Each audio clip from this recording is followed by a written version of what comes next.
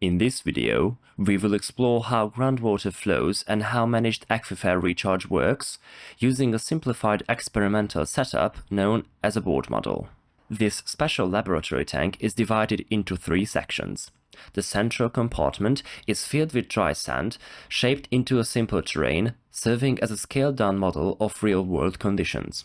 The two side compartments are separated from the center by vertical walls with small holes in them. These holes allow the water to flow into the sand-filled section while preventing the sand from escaping. Once the system is filled with water, we create water columns of different heights in the two side tanks. This difference sets the water in motion through the central section. We maintain constant water levels. On the left, we continuously add water and use an overflow pipe to control the height. On the right, a fixed height outlet keeps the level steady. In the central tank, we've inserted tubes, called piezometers, through holes drilled into the sidewall. These work as communicating vessels and allow us to observe and measure the groundwater level at 2 points over time, just like how wells would out on the field. Let's take a closer look at how basic groundwater flow develops in our board model. At the start of the experiment, the sand in the central tank is still dry. We begin by letting blue-dyed water flow in from the left tank. Since the water column is higher on that side, it flows towards the lower level on the right, creating a sloped water table as it fills the sand's pores. The piezometers clearly show the separation between two zones, a fully saturated lower zone where all the pores are filled with water and an unsaturated upper zone where the sand is only partially wet or still dry. The water levels in the piezometers indicate the hydraulic head at each point and also reveal the direction of the flow, from the taller water column to the shorter one. This creates a steady, continuous flow through the central tank, mimicking natural groundwater movement. You might notice that the blue water rises slightly higher in the sand than in the piezometers. That is due to capillary action.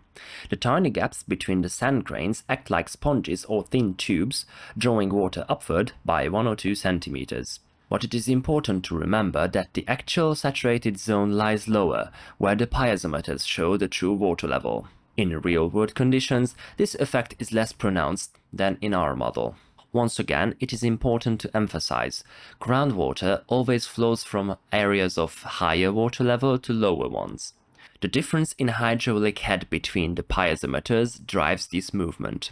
The steeper of the slope of the water table, the faster the flow. A gentler slope results in slower movement, something we must always consider. In the next experiment, we demonstrate how managed aquifer recharge works through infiltration in a system where we have already established groundwater flow.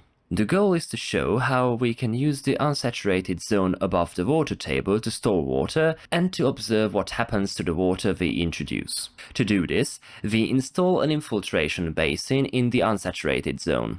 We use red dye and maintain a constant water level in the basin by continuously adding water. The water seeps into the sand, first saturating the unsaturated zone, then reaching the saturated zone below. The red-dyed water pushes the previously infiltrated blue water downward, which we can track through the rising water levels in the piezometers.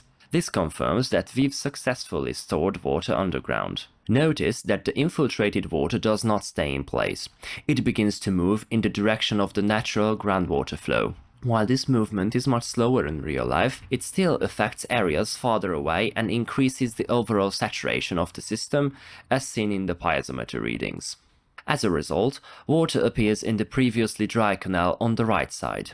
First, we see the blue water pushed ahead by the red front. Then, after a short delay, the red-dyed water also reaches the canal, confirming that the infiltrated water has traveled that far. This highlights an important point. If we do not account for this movement, we might unintentionally lose the recharged water carried away by drainage canals. That is something we definitely want to avoid. Finally, when we stop the infiltration, the water in the canal disappears and the piezometers show that the saturated zone returns to its original level. This means that to maintain a higher groundwater level, infiltration must be continuous.